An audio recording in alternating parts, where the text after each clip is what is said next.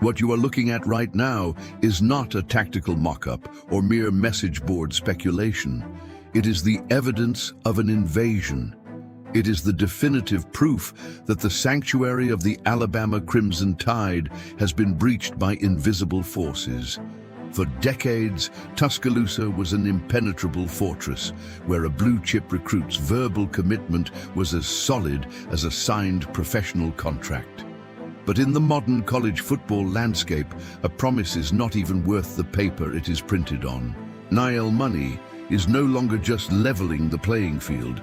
It has become a corporate weapon used by ruthless rivals to systematically dismantle Alabama's roster, asset by asset, right in front of a stunned Kalen DeBoer. Yet, behind this apparent collapse lies a secret blueprint that the mainstream media completely fails to see. Who managed to corrupt and liquidate the contract of DeBoer's top target in the dead of night? Now that the question is on the table, before we reveal this hidden mechanism, make sure to subscribe to the channel and let us know in the comments, what city are you watching us from today?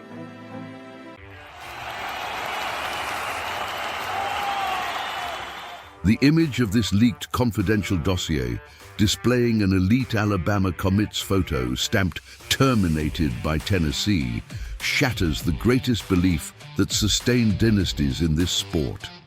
The idea that players choose a university based on the mystique of the uniform or the development of the coaching staff. That is the romantic farce the system still tries to sell you.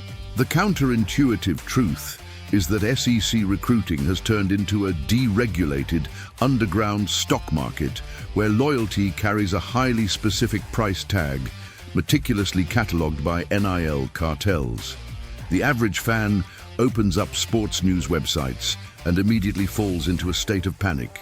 They see four-star wide receiver Lawrence Britt choosing Missouri.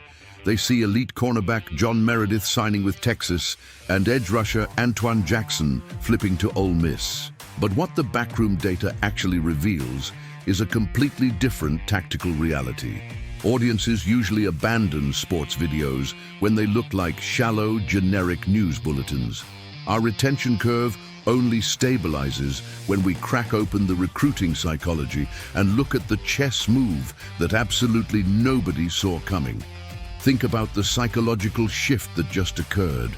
For well over 12 years, the Crimson Tide did not just win games, they dictated reality. If a five-star player wanted a pathway to the professional ranks, they came to Tuscaloosa. It was an automated process. But when Nick Saban walked out the door, the invisible shield vanished. The mainstream media wants you to believe that Kalen DeBoer simply lacks the charisma to hold the kingdom together. They point at the rankings, they point at the decommitments, and they claim the empire is dead. But they are looking at the wrong map. What is actually happening is a highly coordinated, corporate-funded raid. Conference rivals are no longer just calling recruits, they are executing sophisticated corporate takeovers. When Kenneth Simon publicly pledged his allegiance to the Tide, fans celebrated. It seemed like business as usual, yet in the dark of night a series of off-the-record meetings took place. A massive NIL collective presented a valuation that turned a teenager's verbal commitment into a historic piece of paper, forcing him to jump ship straight to Knoxville. This is where the psychological loop tightens. Why would a player who grew up dreaming of wearing crimson suddenly tear up his promise? The answer lies within a structural flaw in the modern collegiate system that nobody wants to talk about. A verbal commitment is no longer the end of a long recruiting journey. It is merely the opening bell for an aggressive war of attrition that rages every single day until National Signing Day. To the corporate interests backing these massive SEC collectives, 17-year-old prospects are no longer student athletes. They are tradable assets. And right now, the market is completely out of control. Programs with massive financial backing are treating the recruiting trail like a Wall Street trading floor. If they see Alabama building momentum, they do not just offer a counter-proposal. They target specific positions, isolate the commits, and deploy aggressive marketing agencies to completely destabilize their loyalty. It is a predatory strategy designed to strip away Alabama's traditional advantages. The margin of safety that Tuscaloosa enjoyed for over a decade has shrunk to zero. But here is the twist that changes everything. While the public monitors these immediate setbacks with a sense of total doom, a silent tactical shift is happening inside the program. Kalen DeBoer is not panicking. He is not panicking because he realized a critical economic truth. Trying to win a last-minute bidding war against multi-million-dollar corporate funds is a calculated trap. If you let the market dictate your prices, you go broke before the season even starts. Instead, Alabama has quietly activated a counter-strategy of market anticipation. While rivals spend millions of dollars fighting over today's immediate, hyper-inflated talent, the staff in Tuscaloosa is looking much further down the road. They are shifting their primary energy away from the chaotic landscape of the current cycle and building an invisible fortress around the class of 2028. They are pouring their resources into building relationships with prospects who are barely finishing their second year of high school. This is a massive gamble, but it is rooted in pure psychological engineering. There is a specific currency that raw NIL money alone cannot buy, and it is called elite positional development. Since stepping foot in Alabama, DeBoer has leveraged his reputation as an offensive mastermind, alongside quarterback coach Brian Ellis and offensive coordinator Ryan Grubb, to lock down the single most critical position on the field. They are targeting pass trackers and quarterbacks years before they become household names. Look at the commitments they have already secured. By locking in future signal callers like Charles Scott Jr., a linebacker Dustin Henry, and defensive back Breland Gibbs, Alabama is creating an early foundational core before other programs have even standardized their recruiting boards.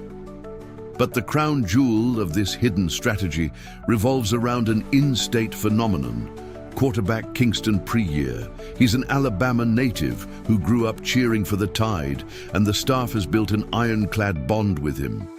The economic logic behind this masterstroke is completely unyielding. In modern football, elite wide receivers and blue-chip offensive linemen do not move purely for a check. They move to where the elite quarterbacks are. By locking down the top passes of the future years before they enter the open market transfer portal, Alabama creates a psychological safe haven. They are encircling the future generation before the rivals' NIL cartels can even figure out how to manipulate their market values. Our analytical data shows that the audience only truly connects with this narrative when we abandon the surface-level talk and look at the actual mechanics of the system. The immediate losses of Lawrence Britt and John Meredith create massive noise and easy headlines for the media. It makes for great television to say the giant has fallen, but in reality, those losses are the necessary price paid for a complete structural overhaul of the program's long-term management.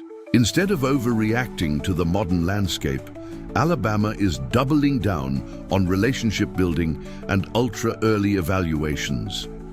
In a world where national exposure is completely balanced and virtually every major SEC program has the facilities to develop professional talent, the old selling points are no longer enough. You cannot just show a kid a trophy room and expect him to sign. You have to establish trust years in advance, embedding your program into their lives before the corporate bidding wars can even begin.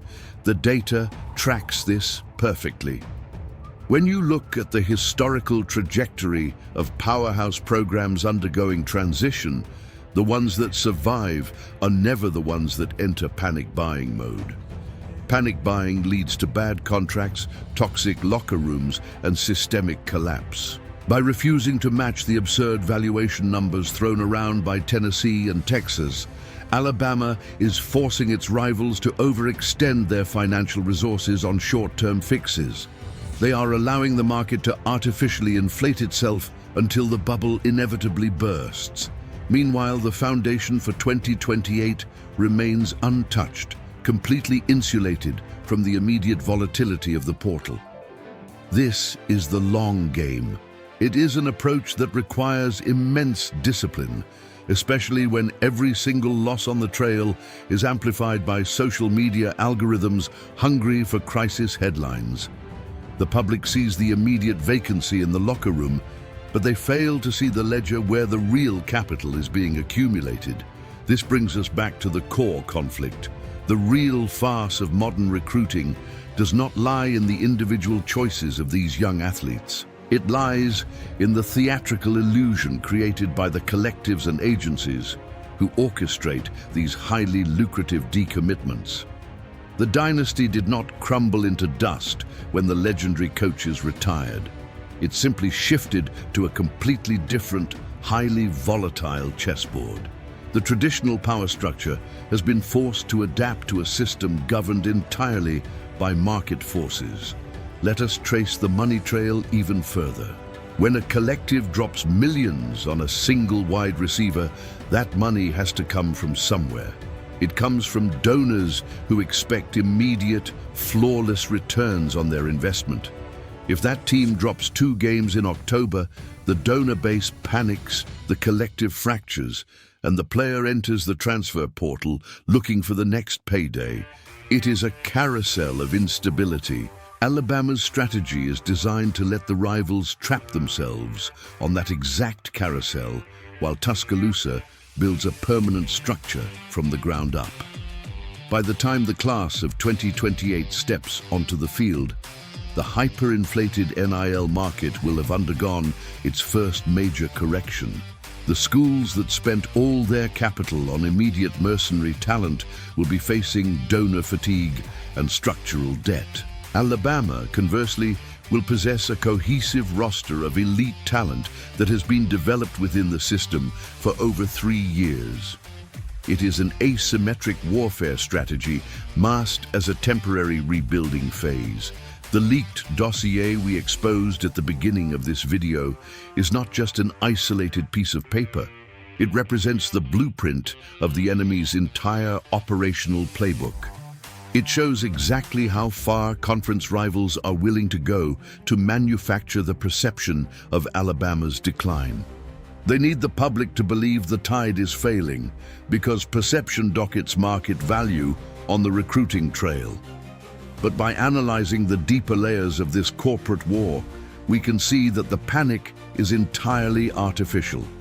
If this precise strategy of skipping the current bidding wars and focusing heavily on the class of 2028 will secure the next wave of championships, only time will tell. The risks are incredibly high, and the modern landscape changes with every passing month. But one thing is absolutely certain. You cannot defeat a rigged system by playing by its old rules. You have to rewrite the playbook completely, anticipating where the market will be before your competitors even realize the game has changed. So what do you think about all of this? Do you believe Kalen DeBoer's hidden strategy of focusing heavily on the 2028 foundation is the right path to preserve Alabama's elite status? Or have the SEC rivals already caused permanent, irreparable damage to the program's present structure? Leave your thoughts in the comments down below. Do not forget to hit the like button and subscribe to the channel so you never miss another deep dive investigation into the backrooms of sports economics. Now, to understand the exact corporate mechanism that caused the sudden downfall of another historical football giant, click on the video appearing on your screen right now. I will see you there in a few seconds. Roll Tide.